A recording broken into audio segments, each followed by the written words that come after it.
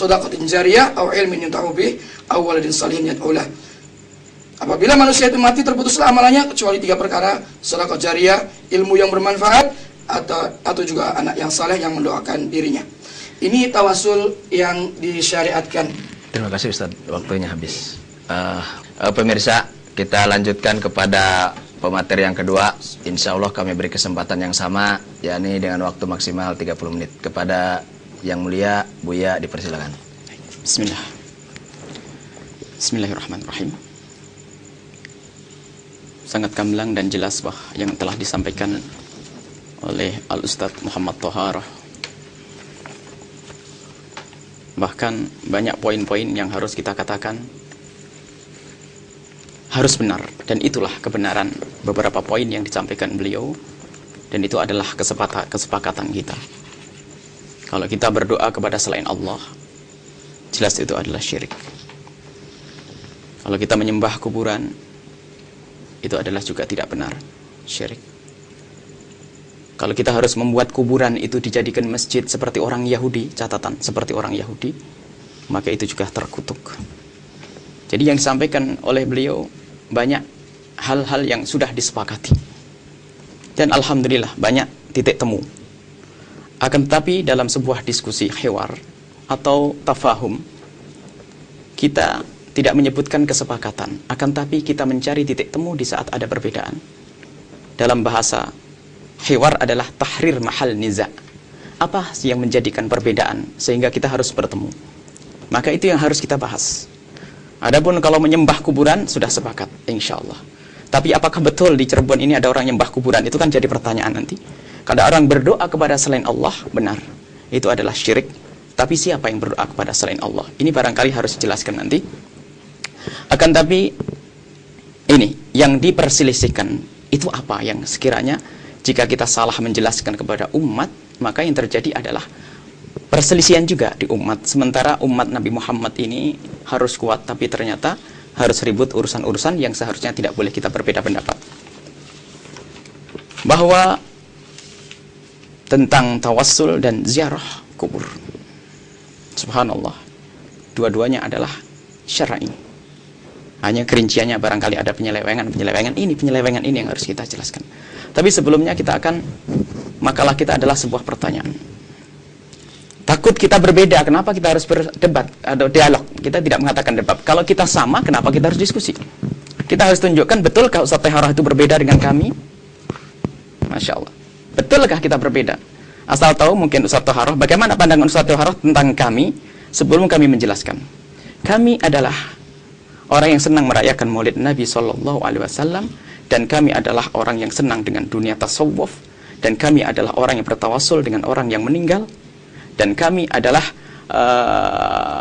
juga termasuk pembina dari satu jamaah salawat nariyah. Ini barangkali catatan moderator. Bagaimana pendapat Ustaz Thoharah tentang kami ini? Barangkali yang seperti kami adalah ribuan manusia.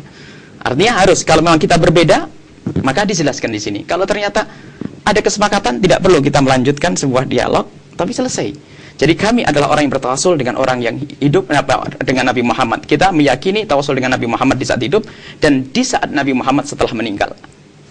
Kemudian kami juga membaca sholawat nariyah, yang itu adalah termasuk sholawat tawasul. Kemudian kami adalah pecinta perayaan maulid Nabi SAW. Ini adalah poin-poin ya, karena itu ada hubungannya dengan tawasul semuanya.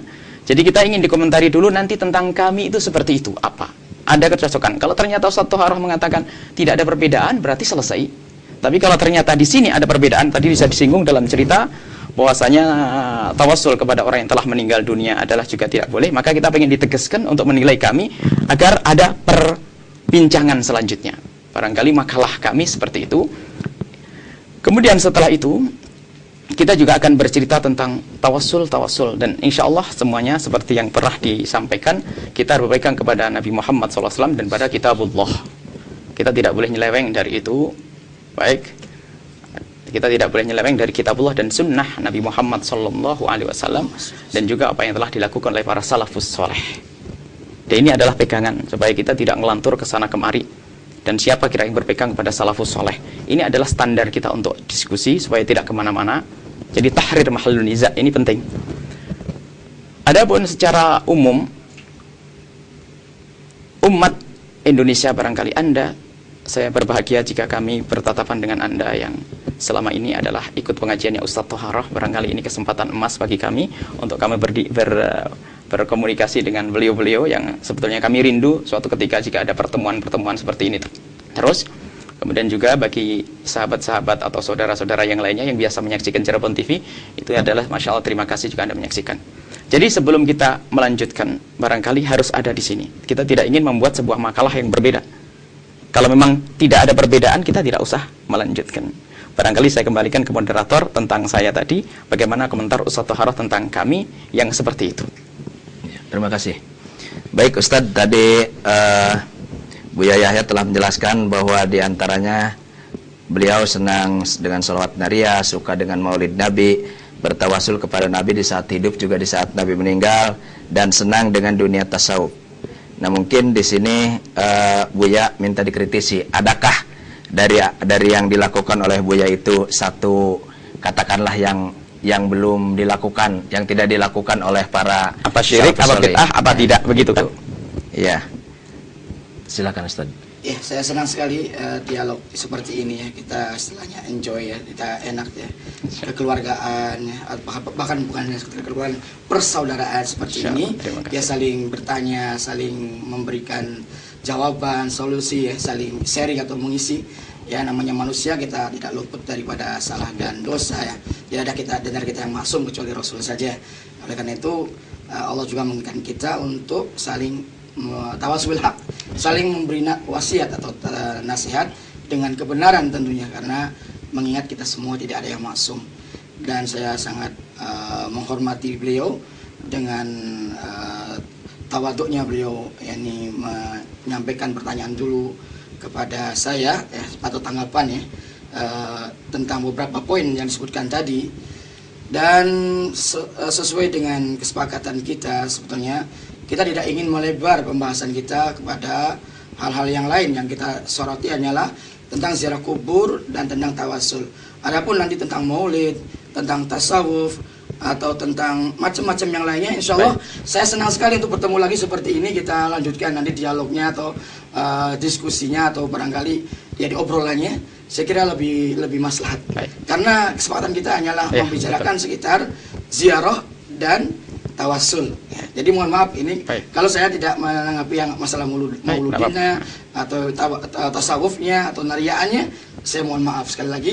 Saya hanya menanggapi masalah tawasul, dan saya soroti dari pertanyaan atau permintaan saudara saya Buya tadi tentang tawasul kepada Rasul. Beliau mengatakan bahwa beliau atau juga yang lainnya barangkali bertawasul kepada Rasul itu dikala hayatnya, dikala hidupnya, dan juga boleh menurut beliau juga setelah wafatnya, bahwa Rasul boleh bertawasul kepada beliau, kepada Rasul maksudnya. Ini yang beliau ingin mendapatkan penjelasan kepada saya. Nah sebelum saya menjelaskan, saya pun kembali kepada beliau karena masalah tawasul adalah masalah ibadah, masalah syariat, masalah ibadah gitu. Tawasul adalah masalah ibadah, dan ibadah itu hukum asalnya kita tidak boleh ya, haram kita beribadah kepada Allah kecuali kalau diperintahkan atau disyariatkan. Dan Buya juga tentunya sepakat dengan kaidah usul fikih ini, al aslu fil ibadah mahdzur ya, hukum usul asal daripada ibadah itu dilarang ya, kecuali kalau ada dalil yang mensyariatkannya. Nah, kita bicara masalah tawasul adalah masalah ibadah. Nah, maka dari itu kalau Buya atau beliau ya dalam hal ini berkeyakinan bahwa bolehnya bertawasul kepada Rasul walaupun setelah wafat, nah maka saya kembalikan, saya mohon dalilnya dari mana ya, riwayatnya siapa ya, sehingga nanti kita ketemu.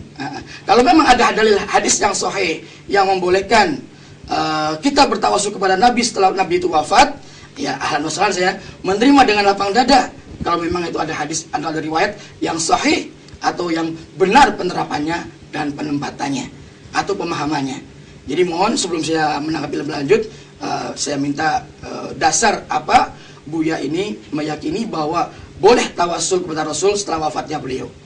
Sementara dalam kitab yang saya bacakan tadi tidak boleh bertawasul kepada Rasul ya, setelah Rasul wafat dengan dasar hadis tadi, ya, Umar bertawasul kepada Abbas paman Rasul dikala terjadi kekeringan, ya, dan ingin supaya diturunkan hujan oleh Allah Subhanahu wa taala.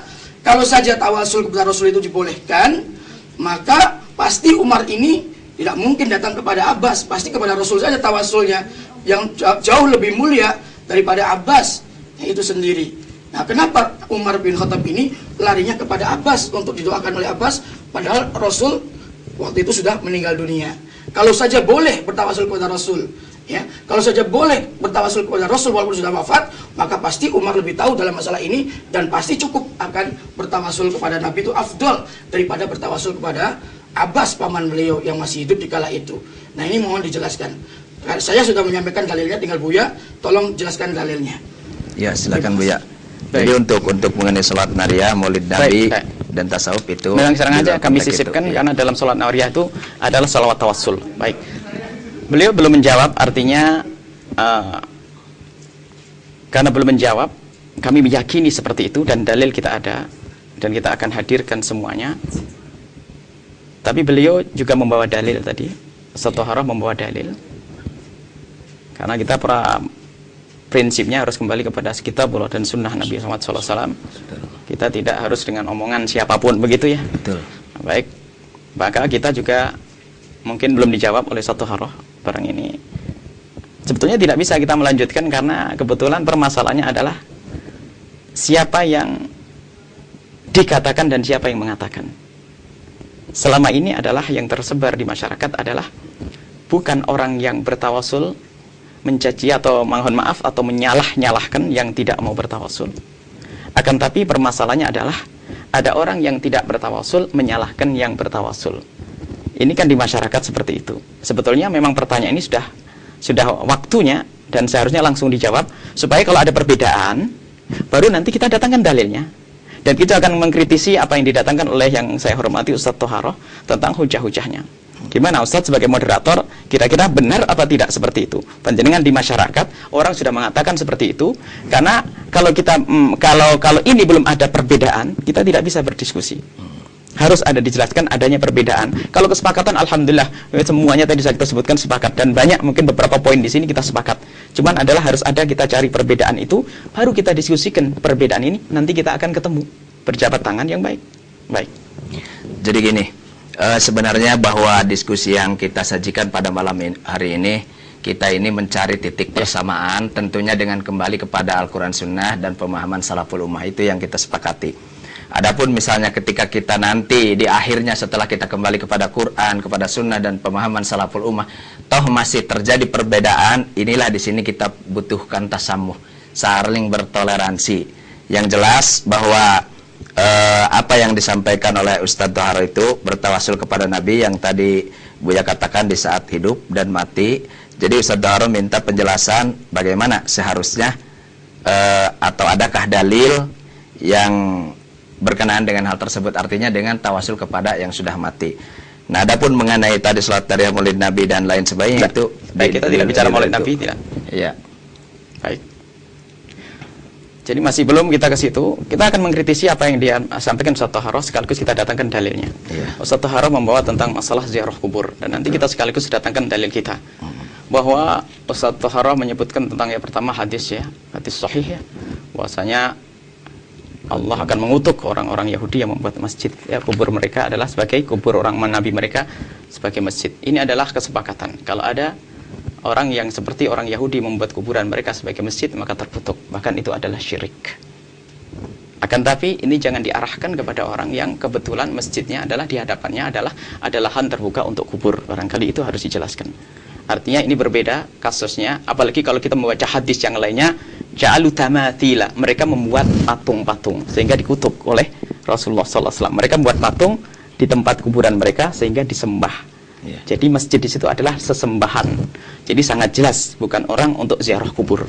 Jadi kalau kita mengatakan terkutuk orang Yahudi membuat kuburan mereka sebagai masjid, lalu kita arahkan kepada masjid kaum muslimin yang di depannya ada kuburannya, maka ini adalah salah. Masjid Nabawi sendiri ada kuburnya ya. Akan tapi mungkin semuanya akan mengatakan itu karena menyusul dan sebagainya. Akan tapi ini jelas bahwasanya ada hadis lain, kita bisa membuat hadis ahkam baik yang ditulis oleh Al-Syaukani ataupun Al-Kahlani dalam Subul Salam. Di situ disebutkan tentang hadis-hadis riwayat yang lainnya dan riwayatnya juga sahih bahwasanya di situ dijelaskan mereka membuat patung-patung.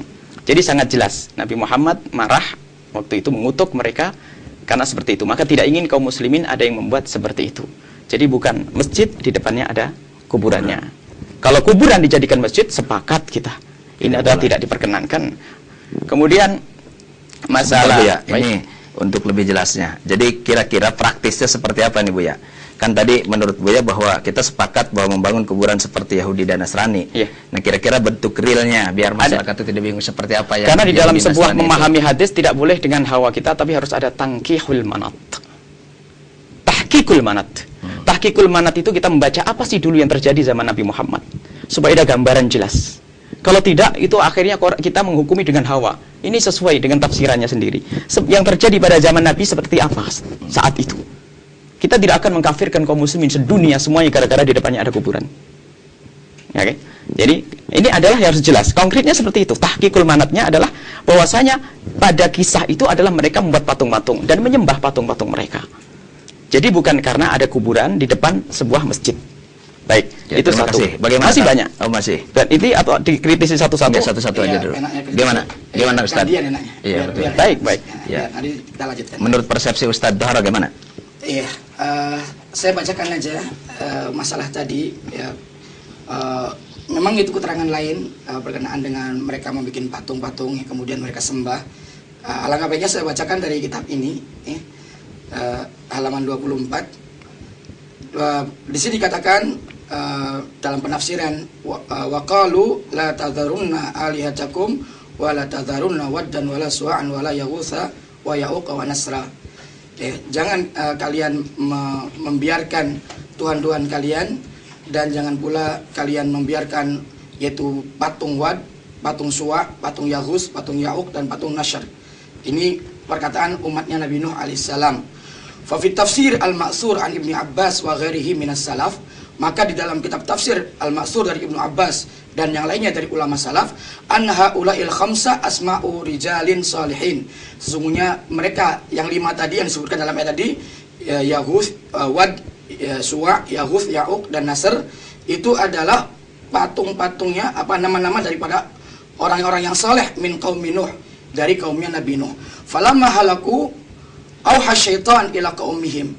Ketika mereka mati, setan mewahyukan kepada kaum mereka, anin sabbu ila majalisihim allati kanu yajlisuna ansoba, agar mereka memasang di majlis-majlis mereka yaitu patung, ya, wasamuha bi asmaihim, dan mereka memberi nama dengan nama mereka. Fafa'alu falam tu'bad, maka mereka melakukan dan mereka tidak patung itu saat itu belum diibadahi. Hatta idza halaka ulaika, sehingga apabila mereka itu mati, generasi awal, wa nasakha al-ilm, dan hilanglah ilmu, ay ilmu tilkas suwar bi khususiha, itu ilmu tentang sejarah atau riwayat patung tadi secara khususnya, maka kemudian obidat patung-patung itu diibadahi oleh mereka. Hadis ini diriwayatkan oleh Imam Bukhari, sahih dan yang lainnya. Juga Allah berfirman, walladzina takhadhu min dunihi awliya ma na'buduhum illa yuqarribuna ila Allahi zulfa, dalam surat Az-Zumar ayat 3. Dan orang-orang yang menjadikan selain Allah sebagai sesembahan, mereka mengatakan kami tidak menyembah mereka, sesungguhnya mereka itu hanyalah untuk mendekatkan diri kami kepada Allah Subhanahu wa taala dengan sedekat-dekatnya. Jadi orang-orang musyrikin zaman dulu itu tidak merasa dan tidak mengaku kalau diri mereka itu menyembah patung-patung, dan patung-patung itu adalah patung-patungnya orang yang soleh, ya. Fa innaha sharihatun fi annal musyrikina kanu ya'buduna salihin. Bahkan sungguhnya di dalam ayat ini jelas-jelasan menerangkan bahwa sungguhnya orang musyrik mereka itu dulu, ya, orang musyrik dulu itu menyembah orang-orang yang soleh. Walidzalika ittakhadhuhum wasaita bainahum wa bainallahi ta'ala. Dan oleh karena itu mereka menjadikan patung-patungnya orang yang soleh yang telah meninggal dunia itu adalah sebagai wasait, yaitu sebagai perantara atau tawasul, ya, atau wasilah, bainahum wa bainallahi ta'ala, antara mereka dan antara Allah Ta'ala, dengan mengatakan ma na'buduhum illa liqarribuna ilallahi zulfa, tidaklah kami menyembah mereka, kata mereka, kecuali agar supaya mereka itu mendekatkan diri kami kepada Allah Subhanahu wa taala. Wali'tiqadihim bi salahihim karena keyakinan mereka tentang kesolehan patung-patung tadi. Kanu yunadunahum wa ya'budunahum min dunillah. Dulu mereka orang musyrik ini menyeru mereka dan berdoa kepada mereka dan beribadah kepada mereka selain daripada Allah. Tawahuman minhum anahum yasma'un. Mereka menyangka bahwa patung-patung orang yang soleh ini bisa mendengar, bisa mendengar mereka, wa yadurruna wa yanfa'un. Mereka bisa mendatangkan mudarat atau manfaat. Wa mithlu hadzal waham la yumkinu an yaqa fihi ay musyrikin mahma kana sakhiful aqli law kana la yaqtaqidu fi man yunadihi as-salah wa nafa' wa dar kal hajar al-adi masalan. Maka sungguhnya hal ini tidak mungkin dilakukan oleh seorang musyrik yang bodoh sekalipun kalau saja dia tidak meyakini terhadap patung-patung itu adanya kesolehan, itu orang-orang yang soleh, adanya manfaat dan adanya madarat. Ya, kalau saja mereka meyakini hanya seperti batu biasa saja, mereka nggak mungkin beribadah, nggak mungkin menyembah patung-patung itu. Mereka menyembah patung-patung itu karena mereka meyakini bahwa patung-patung itu adalah patungnya orang yang soleh dan juga bisa memberikan manfaat ataupun madarat. Wa qad bayan hadzal alama Ibnu Qayyim rahimallahu taala faqala fi kitabi Ighatsatul Lahfan. Dan hal ini diterangkan oleh Imam Ibnu Qayyim rahimahullah ta'ala di dalam kitab beliau Ighatsatul Lahfan dalam jilid yang kedua halaman 222 sampai dengan 223. Ya cukup Ustaz, ini cukup jelas. Jadi pada prinsipnya apa yang disampaikan oleh Ustaz Taharah bahwa ketika kita menyembah, beribadah dan di sana itu ada patung-patung, Buya juga sepakat bahwa itu tidak dibenarkan karena itu adalah kebiasaan Yahudi dan Nasrani. Nah, tetapi ada sedikit yang masih belum dijelaskan mungkin Ustadz ini mengenai bagaimana kalau misalnya kita itu beribadah masjid dan masjid itu ada di dekat kuburan gitu maksudnya Bu ya, atau menghadap kuburan. Apakah hal seperti ini juga dilarang atau memang gimana gitu? Mungkin. Iya. Bu saya siap. Baik. Mungkin apa satu dulu itu? Boleh. Baik, karena Masya Allah terima kasih kepada Ustadz Toharoh. Beliau telah memberikan tambahan daripada hujjah. Bahwasanya beliau juga membawa cerita yang panjang. Zaman dahulu itu ada orang membuat patung. Catatan kecil, di tempat kita tidak ada yang membuat patung. Mereka membuat patung-patung setelah dengan nama bos-bos mereka, ulama-ulama mereka. Setelah meninggal baru disembah. Dan di saat mereka menyembah, nah, mereka bukan tujuan kecuali ingin mendekatkan kepada Allah. Baik. Ini pun tidak bisa diterapkan kepada orang yang ziarah kubur atau kebetulan sholat di situ. Sebab orang sholat yang di depannya ada kubur, dia tidak menyembah kuburan. Kalau Ustaz Toharoh, mohon maaf barangkali dalam menerjemahkan mana'budum illa liqarribuna ilaihi zulfa. Ilaihi ilallahi zulfa, mana'buduhum, kami tidak menyembah mereka illa. Di sini bukan berarti mereka tidak menyembah, mereka menyembah. Ingat, ini kadang-kadang terjemahan yang sering ditinggalkan. Mereka bukan tidak menyembah, mereka menyembah berhala-berhala, nyembah beneran, tapi punya tujuan untuk mendekatkan diri kepada Allah Subhanahu wa taala. Dan ini sangat jauh dengan orang ziarah kubur atau yang punya masjid atau orang yang tawassul. Mereka tidak menyembah. Jadi ini memang benar terkutuk mereka karena mereka menyembah. Barangkali tetap belum masuk apa. Jadi belum bisa ya nih kalau jadi hujjah itu belum tepat untuk itu karena mereka menyembah. Ma na'budum illa liyuqarribu. Mana betul kami tidak menyembah illa, artinya mereka menyembah, tapi tujuan menyembah itu adalah untuk mendekatkan kepada Allah. Tapi alhamdulillah kaum muslimin di Indonesia Raya ini, mereka di saat ada masjid di depannya kuburan, mereka tidak menyembah kuburan, tapi disembah adalah Allah Subhanahu wa taala. Jadi yang disampaikan beliau itu adalah menambahkan bahwasanya apa yang kami sampaikan bahwasanya pengharaman ada di depan kuburan itu adalah bukan sangat berbeda dengan ini agar tidak ada pemahaman di masyarakat lalu mengutuk mereka itu menyembah berhala. Mereka tidak menyembah dan mereka tidak berniat saya menyembah kuburan untuk mendekat kepada Allah, ini tidak ada. Jadi sangat jauh daripada apa yang saat ini kita duga. Ya, baik. Jadi mengenai kalau terhadap adanya patung dan lain sebagainya, sepakat antara Buya dengan Ustadz Toharoh juga sama sepakat bahwa itu diharamkan dan tidak disyaratkan dalam Islam. Ini satu lagi Ustadz mengenai tadi masjid yang menghadapi kuburan itu. Iya, terima kasih kesempatan yang bagus sekali. Saya bacakan dari kitab Tafsir Ibnu Katsir apa yang beliau katakan tentang masalah itu adalah berhala yang mereka sembah, sedangkan kuburan tidaklah demikian. Maka saya bacakan Tafsir Ibnu Katsir ya di dalam menafsirkan surat An-Najm ayat yang ke-18 dan 19. Beliau membawakan atau menukilkan sebuah riwayat ya tentang sejarah Tuhan Uzza yang disembah oleh orang-orang Arab itu. Seperti apakah bentuknya Tuhan Uzza ini? Ya, maka saya bacakan Ali bin Abbas wa Mujahid wa Rabi' bin Anas, ya dari Ibnu Abbas, dari Mujahid, dari Rabi' bin Anas, annahum qara'u Allat, sesungguhnya maaf saya ralat, bukan Tuhan Uzza, maksudnya Tuhan Lata, ya. Tuhan Lata adalah salah satu Tuhan yang disembah oleh orang-orang jahiliyah dulu. Annahum qara'u Allat, sesungguhnya mereka membaca ya Allat bitasydid ta, dengan tasydid ta-nya, wa fassaruhu, dan mereka menafsirkannya bi annahu kana rajulan yaluttu lil hajiji fil jahiliyati as-sawiq, karena sesungguhnya Lata ini adalah seorang lelaki yang kebiasaannya adalah menumbuk ya, gandum untuk disedekahkan kepada para jamaah haji di zaman jahiliyah dulu. Falamma mata, ketika si Lata atau lelaki tadi yang dermawan tadi mati, ya setelah mati, akafu ala qabrihi fa'abaduhu, mereka itu beriktikaf, artinya mendatangi kuburannya, kemudian melakukan amalan-amalan ibadah ya di kuburan itu, ala qabri, atas kuburan tadi, fa'abaduhu, maka mereka menyembahnya atau beribadah kepadanya.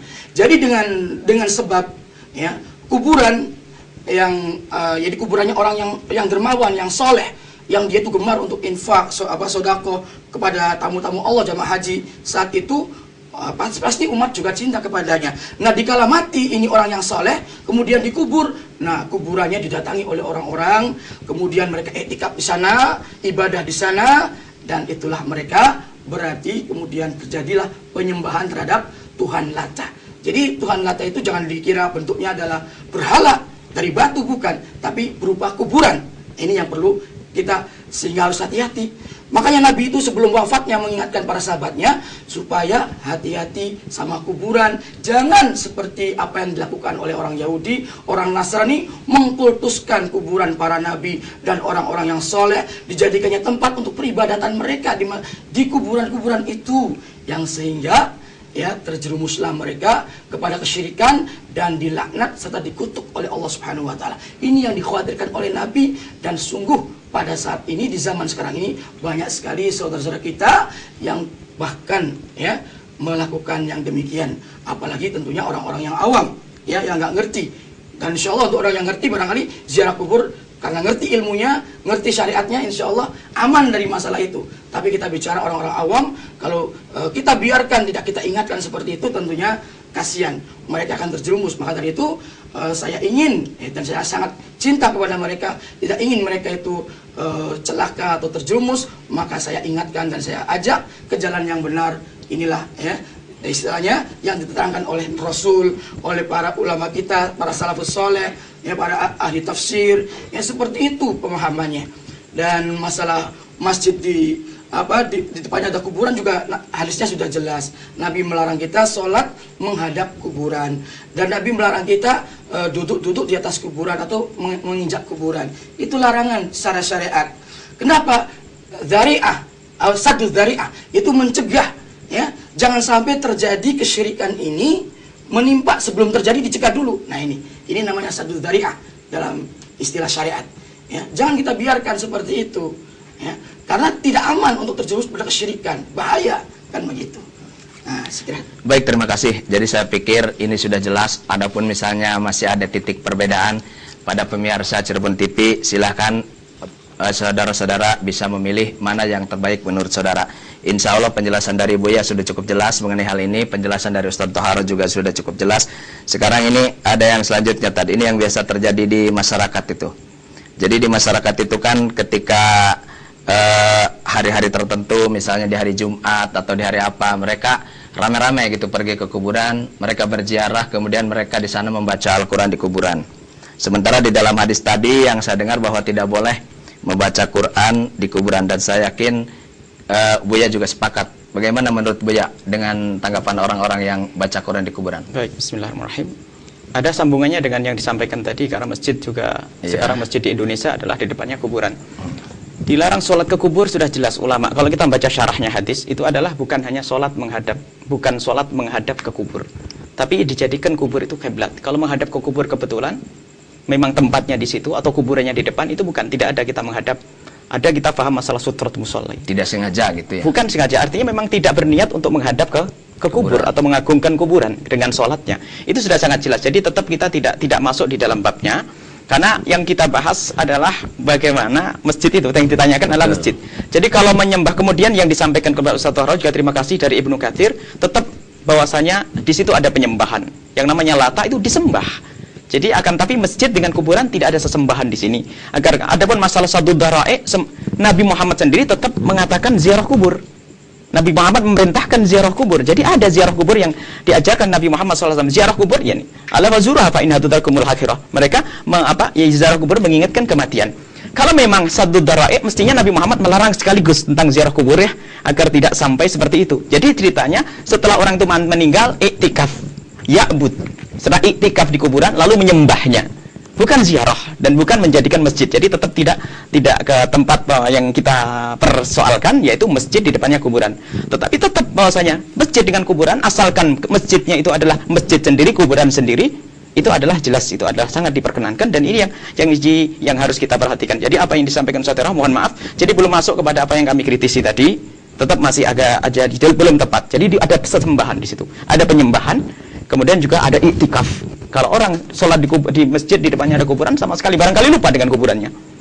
Kemudian masalah baca Quran di masjid, masya Allah di kuburan. Kita pengen bertanya, dari mana pelarangan itu? Membaca Quran boleh di mana saja. Memang riwayat-riwayatnya itu adalah di mana saja.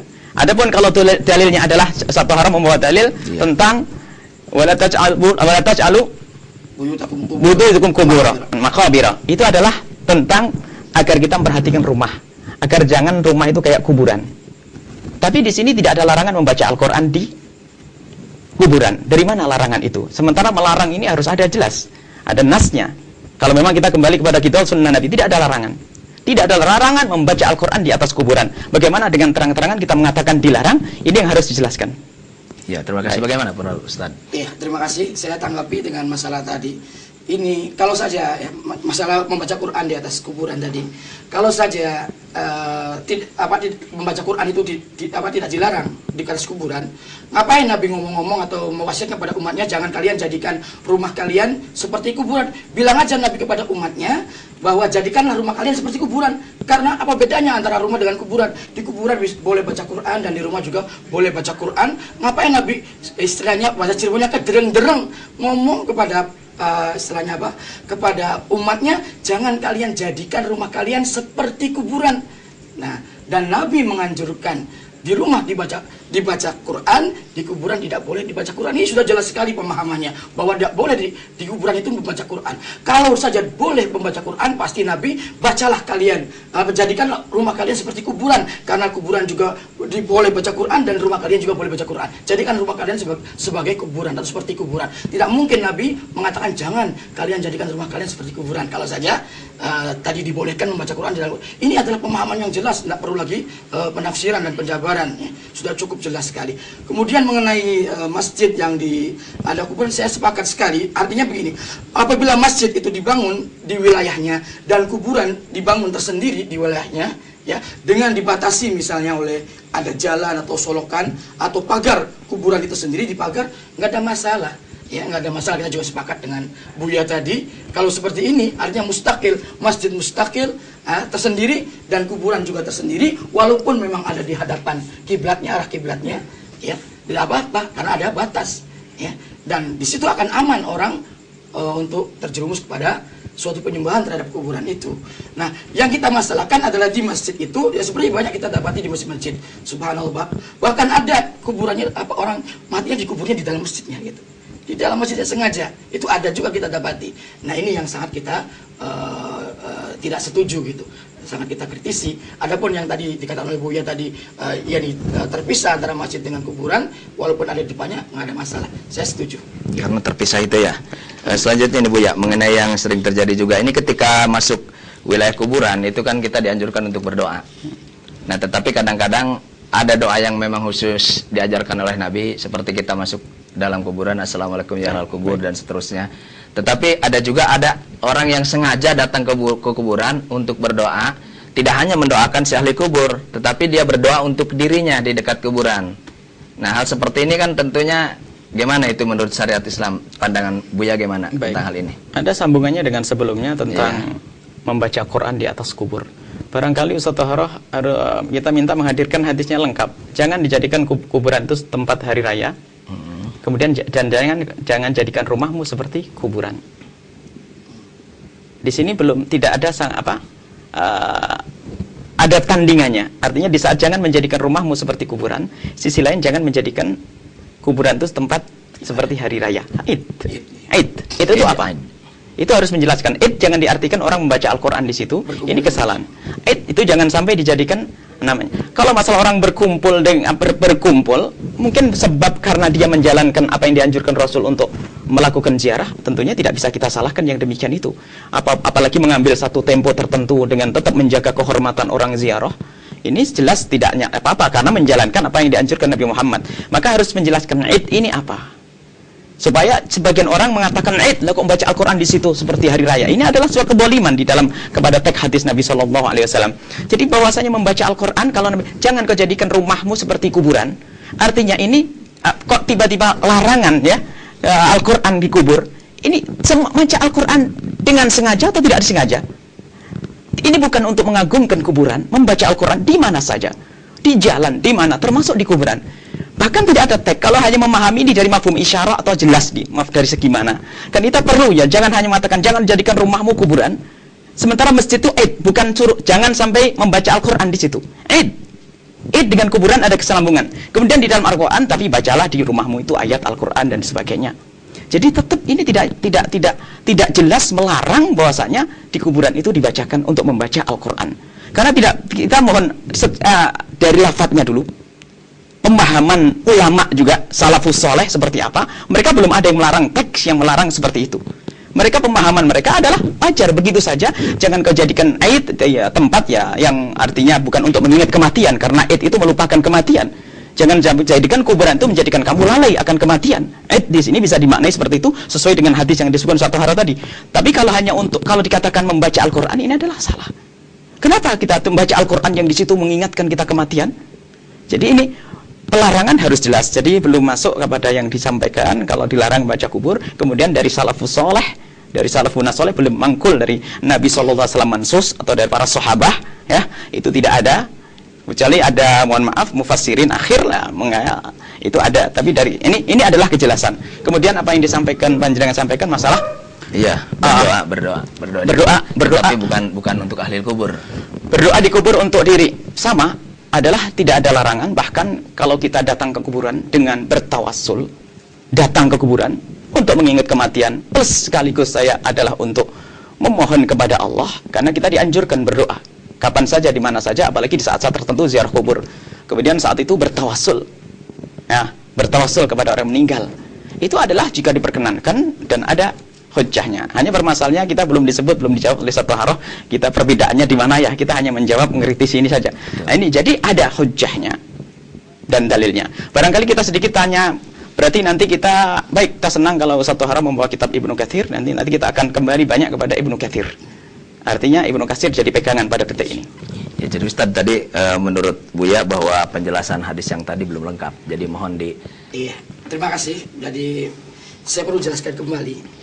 Ya, sebagaimana kaidah tadi yang kita sepakati, barangkali Buya juga sepakat ya, bahwa kaidah usul fikih mengatakan bahwa al aslu fil ibadah mahdzur. Hukum asal ibadah itu adalah dilarang, hukum asalnya, kecuali kalau ada dalil. Nah, sekarang membaca Quran itu ibadah bukan tentunya. Pasti jawabnya adalah ibadah.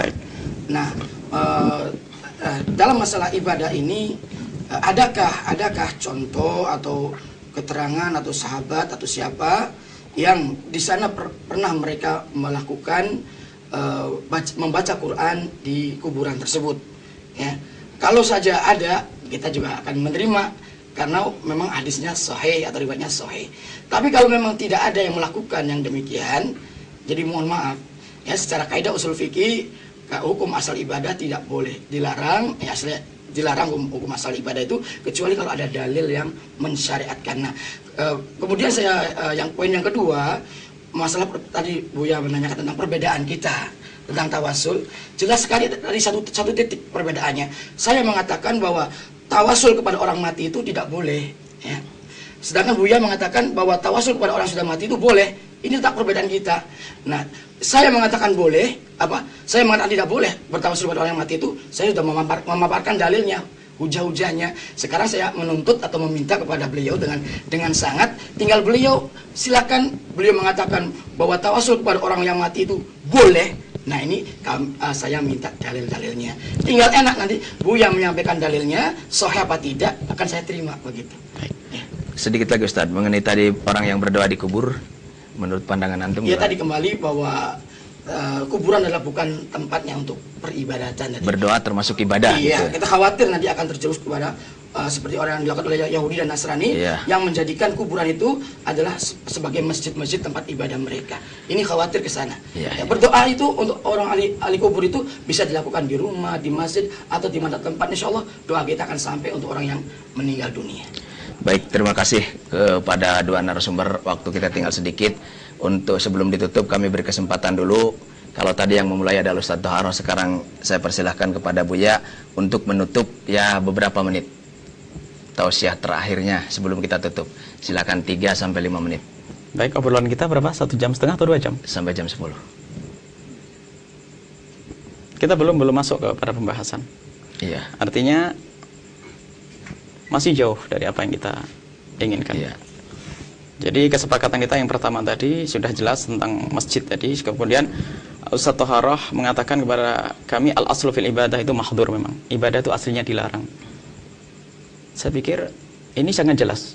Al-Quran tidak dilarang dibaca. Al-Quran tidak dilarang dibaca dan ada perintah. Adapun masalah tempat sebebasnya. Kita di atas mobil, di sini. Tidak ada larangan untuk kuburan, tetap umumul adillah. Barangkali harus seperti itu. Kita jangan sampai kita hanya menunduk. Dan juga mohon maaf Ustadz Toharoh, barangkali harus kita cari kalau betul itu adalah disepakati. Kalau ada masjid jadikan kuburan mutlak tidak diperkenankan. Ustadz Toharoh menyebut orang banyak, khawatir ini ada termasuk menuduh orang ya, khawatir di luar ada orang yang ribut. Kalau masjid mauquf, jangankan kok masjid, tanah orang lain tidak boleh kita mengubur di situ. Kalau masjid sudah mauquf, wakaf, lebih jelas. Jadi tidak ada, apalagi dikatakan banyak. Kami khawatir nanti kalimat ini dibayangkan oleh orang, banyak orang. Di mana barangkali kita tidak ingin ada fitnah ya. Di mana yang ada orang menjadikan masjid itu atau kuburan. Nah itu, masjidnya jadikan kuburan. Tadi katanya orang mengubur di dalam masjid. Itu adalah sesuatu yang sangat berbahaya. Itu mutlak sepakat ulama, wakaf tidak boleh kalau wakaf untuk untuk kuburan. Kalau beli tanahnya sendiri, wakaf untuk kuburan saja. Nah ini kalau ini harus dibongkar. Saat ini barangkali harus jangan sampai kita hanya mengucapkan kalimat nanti orang pada resah di situ. Siapa kira-kira siapa akhirnya mencari penjahat padahal kita tidak ada penjahat di sini ya. Tidak ada orang yang melakukan itu semua. Insya Allah kaum muslimin Indonesia tidak seperti itu. Jadi tetap seperti semula. Al-asl fil ibadah itu adalah mahdzur, tidak diperkenankan. Tapi baca Al-Qur'an adalah diperkenankan. Tidak ada tahsisnya. Bahkan zikir qiyamau qu'udan ala jun. Kapan saja di saat Anda dalam keadaan apapun, di dalam kubur tidak ada larangan sama sekali, harus ada tag di sini. Kalau masalah khawatir itu semestinya ya dari awal sabdu bara itu adalah masalah kuburan. Ziarah kubur tidak boleh, ziarah kubur diperkenankan. Setelah itu ya kita tetap berzikir di situ, berdoa di tempat itu adalah tidak ada masalah. Dan ini yang diajarkan oleh salafun saleh dan kebanyakan ulama yang ada di Indonesia, kebanyakan ulama di Indonesia rata-rata seperti itu. Ziarah kubur adalah di situ adalah mengingat kematian, kemudian tawassul kepada orang meninggal dunia. Kalau tadi menuntut hujah, anjringan tidak memberi kesempatan saya datangkan hujah. Kita belum datangkan hujah. Silakan. Baik. Kalau hujah bahwasanya ada riwayat banyak. Riwayat yang sangat banyak. Bahkan bukan saja orang khawatir bahasanya semoga ada pertemuan lagi, kita tidak tahu setelah ini. Riwayat sangat banyak tentang Imam Al-Baihaqi, Al-Haythami, kemudian Ibnu Abi Syaibah juga meriwayatkan bahwasanya tentang hadis salat istisqa. Bahwasanya juga kita ingin mencermati hadis yang disampaikan oleh Ustadz Toharoh bahwasanya tentang tawassul yang ke-8, tawassul yang disyariatkan adalah tawasul yang ke-8, minta doa kepada nabi dan orang soleh yang hidup. Langsung beliau komentari kepada orang mati tidak boleh ya. Kemudian contohnya adalah hadis yang diriwayatkan oleh Sayyidina Utsman ibn Hunayf. Hadis yang panjang. Kemudian di situ adalah itu dikatakan doa. Padahal di situ ada 3 unsur. Harus dicermati.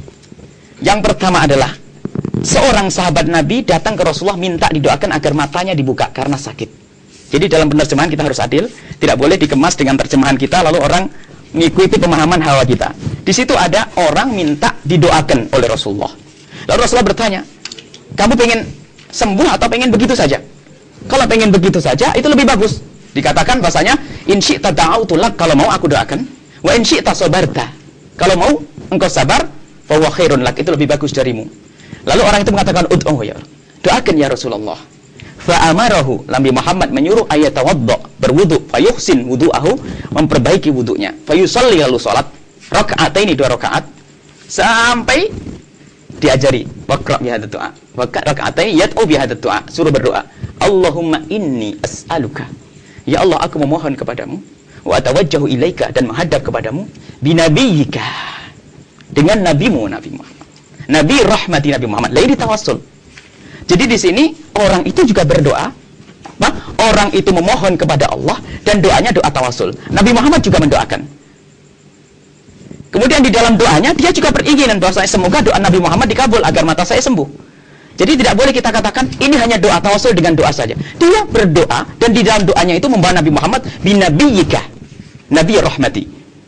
Kemudian juga di dalam hadis yang diriwayatkan oleh Imam Bukhari dalam bab salat istisqa, itu Sayyidina Umar bin Khattab bersama Ru'am, itu Allahumma inna kunna natawassalu ilaika binabiyyika fataskina, itu berbunyi Allahumma ya Allah, kami bertawasul kepada nabimu, dengan nabimu, binabiyyika, dan engkau beri hujan. Wa inna, dan sungguhnya kami natawassalu, bertawasul bi ammi nabika, dengan paman nabimu, faskina, dan siramilah. Ini bukan minta doa. Kalau seandainya kasusnya minta doa, perawi lebih cerdas harus mengatakan Ja'a Umar wa talaba min doa. Tapi langsung dalam riwayat nggak ada muqaddimah muakharahnya, langsung berbunyi Allahumma. Riwayatnya seperti itu. Jadi ini Allahumma bi nabika, dengan membawa Nabi Muhammad SAW, dia adalah tawasul. Nah, kemudian permasalahannya, ini orang hidup, tapi tadi hanya minta doa. Padahal bukan, ini bukan minta doa saja, tapi membawa Nabi Muhammad SAW bi nabiyika, sangat jelas tulisannya. Kemudian dalam sholat istisqa pun begitu. Kemudian barangkali Ustaz Thahra akan mengatakan mana keterangan untuk orang yang meninggal. Banyak ada tambahannya, riwayat Imam Baihaqi, banyak riwayat-riwayat yang banyak. Kata dikatakan Haythami, salah satunya bahasanya zaman Sayyidina Umar ibn Khattab, Sayyidina Uthman bin zaman Sayyidina Umar bin Khattab, itu ada tambahan hadis ya, bahwasanya hadis ini ditashih oleh banyak muhaddis ya, kita sebutkan Al-Baihaqi, Mundhiri, Haythami, hadis tentang hadathat al-ahdi Sayyidina Umar bin Uthman bin Affan, Sayyidina Uthman bin Affan radhiyallahu anhu, tadullu ala ini, bunyinya begini, anna rajulan kana yakhtalifu ila Uthman, ada orang berselisih dengan Sayyidina, maksudnya datang ke Sayyidina Umar Uthman untuk minta dibantu fi hajatin lahu, dia punya hajah, fakana Uthman la yaltafit ilaihi, Sayyidina Uthman tidak menoleh, wala yandur fi hajati, dan tidak menoleh kepada hajatnya, tidak dihawil, tidak diperhatikan sama Sayyidina Uthman bin Affan. Falaki Uthman ibn Hunayf, kemudian bertemu dengan Sayyidina Uthman bin Hunayf yang membawa hadis ini, hadis yang tadi dibaca oleh Ustaz Thahra. Sayyidina Uthman bin Hunayf fasyaka dzalika lahu, ngadu aku ke Sayyidina Uthman, tidak diperhatikan Sayyidina Uthman bin Affan, saya mau minta hajah, ada perlu kok tidak diperhatikan. Faqala Uthman bin Hunayf, Sayyidina Uthman bin Hunayf tak taunya berkata, kita tahu Sayyidina Uthman bin Hunayf adalah seorang sahabat, itil mido'ata, datanglah ke tempat wudu, fatawaddo, lalu berwudu, tumatil masjid, kemudian datanglah ke masjid, fasalli fihi, lalu salatlah di situ, tumakul, dan katakanlah dengan doa Allahumma inni as'aluka. Lah ini doa yang tawasul tadi, Nabi Muhammad sudah meninggal ini. Jadi ini ada keterangan Nabi Muhammad sudah meninggal masih tawasul. Apakah Sayyidina Uthman ibn Hunayf tidak mengerti?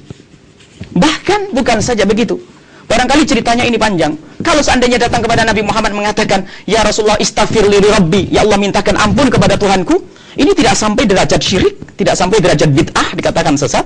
Kalau ada mengatakan, ya Rasulullah mintakan ampun kepada Allah, Rasulullah sudah meninggal, ini jauh, kita tidak masuk tawasul, itu istighatsah, sudah lewat lagi.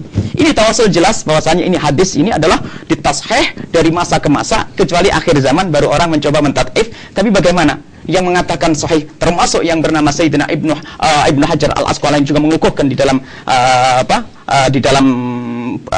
kitabnya, termasuk yang waktu kita berbicara tentang salat istisqa, itu kita bahas juga nanti. Kebetulan kami membawa teks nas yang dari cetakan di Saudi. Kita tidak mengambil dari lain. Termasuk Ibnu Katsir yang kita bawa adalah dari cetakan Saudi. Ini adalah sangat jelas. Barangkali ada satu saja. Kalau Ustaz Tohara bisa mengkritisi ini, nanti kita beri yang satu lagi. Bagus. Baik. Akan saya kritisi. Silakan. Langsung. Ya, silakan Iya, Ustaz. bagus sekali apa yang dilontarkan oleh beliau. Ya. Ini ada kitab di tangan saya, ada Tawassul Anwa'uhu wa Ahkamuhu, ya, yang telah ditulis oleh Syekh Albani, ya, seorang ulama ahli hadis, imam ahli hadis yang diakui oleh dunia, ya, di saat ini. Mungkin Buya juga mendengar dan insya Allah beliau juga mengakui keimaman beliau dalam masalah hadis. Ini kitab ini pada halaman yang ke-55, Faslur Rabi' Syubuhat wal Jawab 'alaiha. Ya, syubhat-syubhat yang tadi dilontarkan, riwayat-riwayat hadis yang dibacakan oleh saudara kami ini Buya Yahya tadi, ya. Yang pertama asyubhatul ula, hadis istisqa Umar bin Khattab bin Abbas radhiyallahu taala anhuma.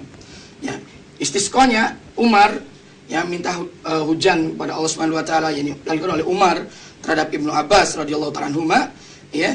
Ini adalah hadis yang dijadikan syubhat oleh orang yang membolehkan bertawasul kepada orang yang mati. Nah, beliau menjelaskan, kalau saja, kata beliau, kalau saja, ya, boleh bertawasul kepada Nabi, maksudnya dengan jahnya, dengan kemuliaannya, dengan kewibawaannya, bukan dengan doanya. Ngapain capek-capek orang buta itu datang kepada Nabi, ya, untuk kemudian menceritakan hajatnya. Cukup di rumah saja, duduk di rumah, dia tinggal mohon sama Allah, bertawasul kepada jahnya Nabi, kepada Rasul, sudah beres. Ngapain capek-capek ke sana? Ini kata Syekh Albani, ya. Jadi beliau menyatakan bahwa binabika di sana adalah bidu'a inabika, takdirnya, ya. Dan ini beliau mengumpulkan riwayat-riwayat yang banyak dari A sampai Z, dikumpulkan semua yang mengisyaratkan bahwasanya binabika tadi bukan maknanya bertawasul dengan jahnya, dengan kemuliaannya dan rupanya Nabi, akan tetapi bertawasul dengan doanya Nabi. Ini bukan kata saya, kata Syekh Albani, seorang ulama ahli hadis. Kemudian dibawakan juga syubhat yang kedua oleh beliau, dan itu semuanya ada dibacakan oleh beliau, ya, Buya, tentang hadis dorir, ya. Ini juga syubhat yang kedua, juga dibantah oleh beliau. Insyaallah nanti saya akan memberikan fotokopiannya kepada beliau untuk beliau telah kembali, dan nanti barangkali ada kesempatan untuk dialog lagi ke depan, mangga nanti kita tinggal teruskan. Kemudian syubhat yang ketiga juga menggunakan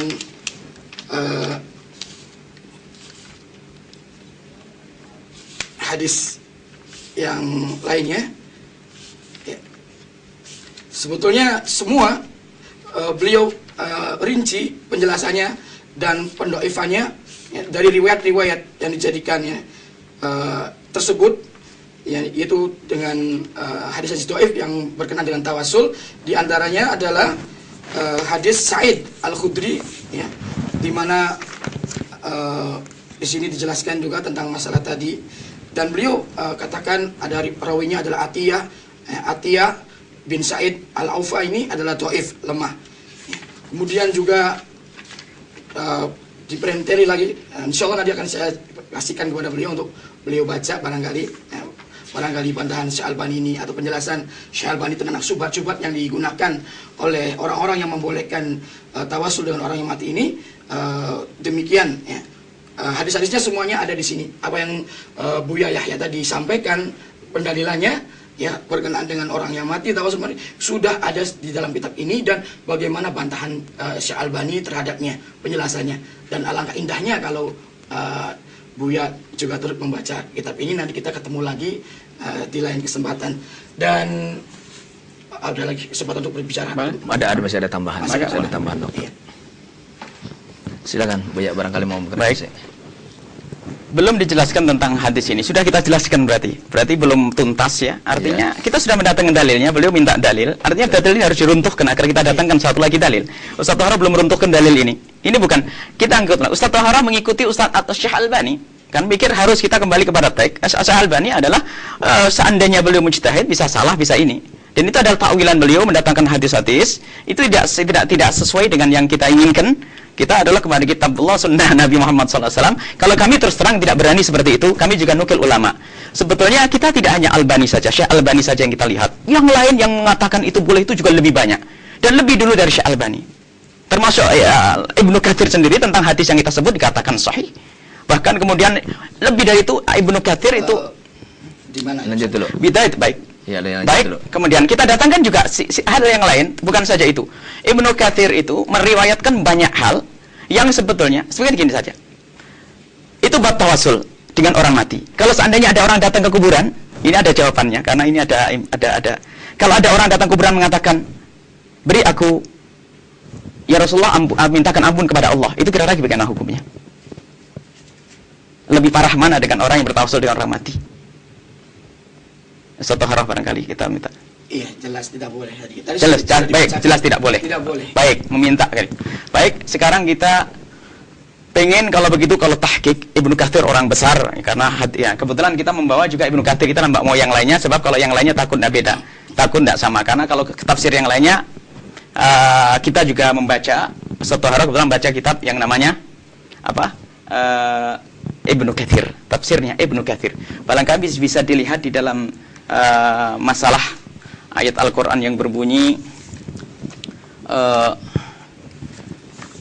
ada yang ada itu lengkap itu. Fotokopian itu. Ya. Nah, kita ingat sebuah hadis. Sebuah hadis Nabi Sallallahu Alaihi Wasallam yang berbunyi bahwa tentang ayat law annahum idzalamu anfusahum ja'uka fastaghfirullaha wastaghfara lahumur rasul tawajadullaha tawwabar rahimah. Karena Ustaz Tahara kebetulan juga ngajar tafsir kami dengan tafsir ini. Ibnu Hajar itu Ibnu Katsir itu tentunya kalau sesuatu itu adalah tidak benar, beliau harus ngasih ta'liq. Ta'liq itu apa? Komentar bahwasanya itu adalah tidak benar. Barangkali ayat itu ayat An-Nisa 56. An-Nisa 56 bisa dilihat. Ibnu Katsir adalah muridnya Ibnu Taimiyah. 56 ya. An-Nisa 56. Iya. Bagaimana anunya? An-Nisa. Ya sudah betul. Kita pengen Al-Nisa 56. Inilah takabur bi'ati safri. Kayaknya An-Nisa coba apa? Ayatnya bukan ini. Bukan yang tadi dibacakan pokoknya. Enggak. Kita ingin menunjukkan hujah yang lain. Oh, hujah yang lain. Hujah yang lain, boleh. hujah dari ulama. Karena panjenengan mendatangkan Albani, kita ingin mendatangkan yang lain. Kita ingin juz berapa? Juz 3 ya? Juz 2 ya? 56 ayat An-Nisa 56. An-Nisa 56. Baik, di situ disebutkan 64, bukan 56. 64. Baik. Wala annahum idzalamu anfusahum ja'uka fastaghfirullaha wastaghfar lahum rasul wajadallahu tawwabar rahimah. Barangkali langsung kita ke ini ya, silakan. Baik. Nah. Wala annahum idzalamu anfusahum ja'uka fastaghfirullaha wastaghfar lahum rasul wajadallahu tawwabar rahimah. Yurshidu ta'ala al-usaf wal mujrimin idza waqa'a minhumul khata' wal 'isyan ayyatu ila rasul. Ini petunjuk bahasanya orang yang melakukan kemaksiatan agar datang kepada Nabi Muhammad SAW. Fayastaghfirullah indahu, minta ampun kepada Allah di hadapan Nabi Muhammad SAW. Wa yas'aluhu ayyastaghfirahum, dan minta kepada Nabi Muhammad agar memintakan ampun kepada mereka yang berbuat salah. Fa innahum idza fa'alu dzalika, kalau mereka melakukannya demikian, taballahu alaihim, Allah akan mengampuni mereka. Wa rahimahum, dan Allah memberikan kasih sayang mereka sampai lawajah tawwabur rahimah. Faqad dzakara jama'atun minhum Asy-Syaikh Abu Nasr ibn Sabbah. Ini adalah riwayat, dan beliau mengatakan fi kitab Syamil Hikayah Al-Masyhurah, sebuah kisah yang masyhur. Kisah yang masyhur itu menunjukkan sudah kejadiannya di mana-mana seperti itu. Baik. Dan kalau memang ini adalah batil harus dikritisi. Kenapa dimasukkan dalam tafsir ini? Kenapa tidak mengkritisi Ibnu Katsir? Karena sudah biasa orang melakukan yang demikian itu. Kuntu jalisan 'inda qabrin Nabi. Aku duduk di depan kubur Nabi Muhammad. Fa jaa Arabiyyun, lalu datang seorang badui, orang awam. Faqala, berkata, "Assalamu alayka ya Rasulullah, salam sejahtera kepadamu ya Rasulullah." Sami'tullah yaqul, aku mendengar Allah yaqul walau annahum idzalamu anfusahum, sampai akhir ayat. Qad ji'tuka mustaghfiran lidambi. Aku datang kepadamu ya Rasulullah, aku datang kepadamu ya Rasulullah mustaghfiran untuk meminta ampun, lidambi mustashfi'an bika, minta syafaat denganmu ila Rabbi, kemudian membacakan ya khairu man tufinat bil qa'i a'dhamuhu fataba man tibuhun al qa'u wal akamu nafsil fida'u sampai akhir. Tumban saraf al-arabi faghalabatni aini fara'aitun nabi fin naum faqala ya utba al-haq al-arabi fabasyarahu anna Allah qad ghafara lahu. Ini artinya datang ke Nabi Muhammad bukan saja sekedar mengingat kematian, dan ini tanpa taklik, tanpa kalau memang ini syirik besar yang kita katakan itu keluar dari Islam, Masya Allah, Ibnu Katsir akan membiarkan yang demikian.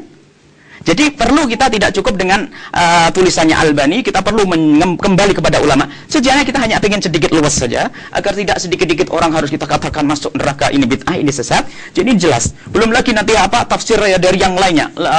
Yang meriwayatkan tafsir ini ada Imam Nawawi, Imam Ibnu Qudamah, kemudian Syekh Mansur Al-Bahuti. Ini meriwayatkan, ini ulama-ulama meriwayatkan kisah ini. Anggap saja ini bukan hadis Nabi, tapi kisah ini menunjukkan apa? Sandarannya apa? Kan begitu ya? Kisah dan beliau tidak ngasih taklek, ini tanggung jawab besar. Apakah kita akan mengatakan Ibnu Katsir juga termasuk orang yang ridho dengan kebatilan? Dan ini tanpa taklek. Baru ada cetakan-cetakan akhir dikasih taklek, dikasih komentar. Cetakan akhir, siapa kita ini? Sementara ini adalah menunjukkan pekerjaan yang sudah umum di kalangan ulama. Itu seorang datang ke Nabi Muhammad seperti itu.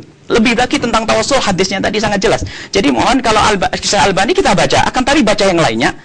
Kita tidak bisa menafsir hadis sesuai dengan hawa. Kemudian kita harus membedakan tentang tawassul bid-du'a dengan du'a bit-tawassul. Ini harus dibedakan. Yang kita bahas adalah du'a bit-tawassul dan yang disyariatkan. Kita berdoa sambil bertawassul membawa orang yang soleh, orang ulama, Nabi Muhammad. Kalau tawassul bid-du'a jelas. Tapi doa bitawassul dan yang diajarkan Nabi Muhammad, dan ini adalah orang yang sering begitu cepatnya mengatakan itu sesat, bid'ah dan sebagainya, sementara dalilnya seperti ini. Bahkan dalam riwayat ini dijelaskan ya, qad donantu nafsi waji'tuka tastaghfiruli. Aku datang kepadamu untuk kau mintakan ampun kepadaku. Ya Rasulullah, Rasulullah sudah meninggal. Ini banyak riwayat yang semacam ini. Jadi bagaimana? Mohon jadi begini Ustaz. Soalnya kami ingin menghadirkan. Jangan kita sempit kepada satu ulama saja yang kebetulan Albani kebetulan, mohon maaf, beliau punya hutang banyak telah melukai kaum muslimin dari buku-bukunya. Dan kita hadirkan satu persatu, dan beliau melukai juga Ibnu Taimiyah, mengatakan tidak perlu dianggap hadisnya, dan ini dalam kitab sahihnya. Mereka Albani itu mencaci hampir semua orang.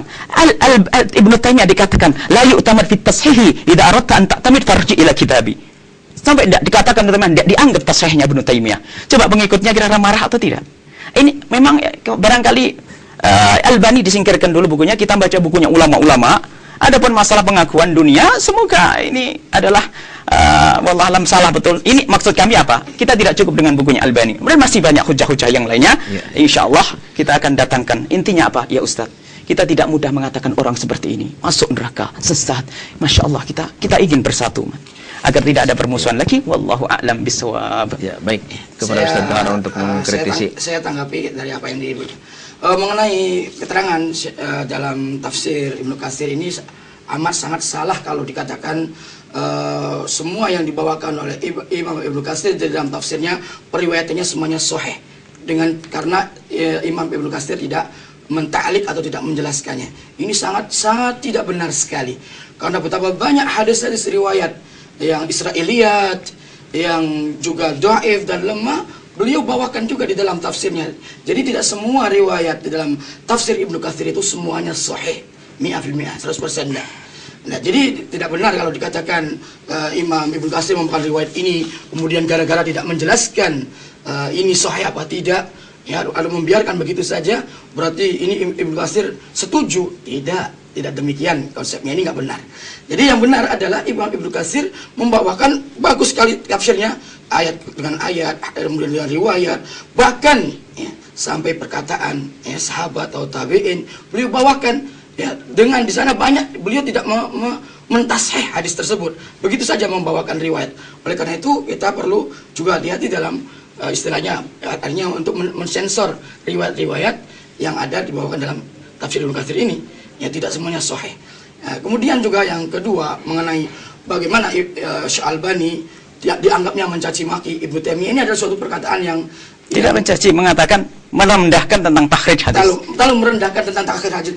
Ya, Ada teksnya? saya tidak sampai seperti itu. Baik. Karena beliau juga adalah ulama dan ahli ilmu, ya, tahu menghormati ulama-ulama yang sebelum beliau.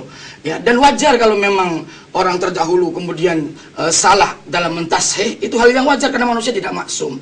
Sehingga didapati, dan beliau, ya, kita akui, ilmu hadisnya, dia adalah berhak untuk mentasihkan hadis, ya, atau mendoaifkan.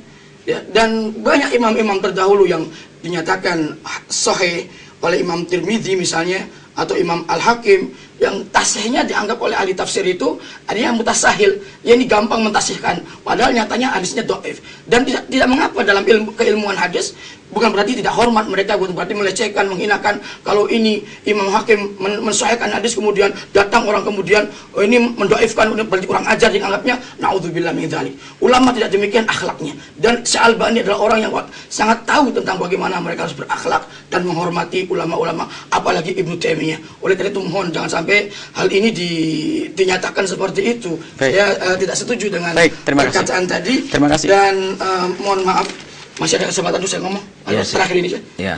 Terakhir, Ustaz. Kalau memang terakhir, ya, saya bawakan sebuah koran, ya, koran. Nanti ya, Pak beliau juga ngomong. Koran dari Republika ini, halamannya B12, ya, terbitan hari Minggu tanggal 9 Mei 2010. Judulnya tentang mu'alaf. Ini menceritakan tentang seorang Yahudi yang masuk Islam. Ya, ini di sini biodatanya saya bacakan. Nama Yosef Cohen, nama Muslim Yosef Al-Khattab, istri Luna Melul, nama Muslimnya Komar Al-Khattab, anak 4 orang, namanya disebutkan di sini, masuk Islam tahun 1994. Di antara di koran ini saya bacakan aja, ya, di alinianya adalah setelah mendalami Islam lebih jauh, Yusuf makin menyadari bahwa dasar ajaran agama Yahudi sangat berbeda dengan Islam. Perbedaan utamanya terletak pada masalah tauhid. Agama Yahudi, kata dia, percaya pada perantara, dan perantara mereka adalah para nabi. Orang-orang Yahudi berdoa lewat perantara nabi-nabi tersebut. Nah, di sini yang menjadi catatan bagi kita, ternyata orang-orang Yahudi betul-betul mereka menjadikan perantara para nabi mereka dalam ibadahnya, dalam berdoanya. Dan Nabi paling tidak ingin umatnya ini menyerupai orang-orang Yahudi.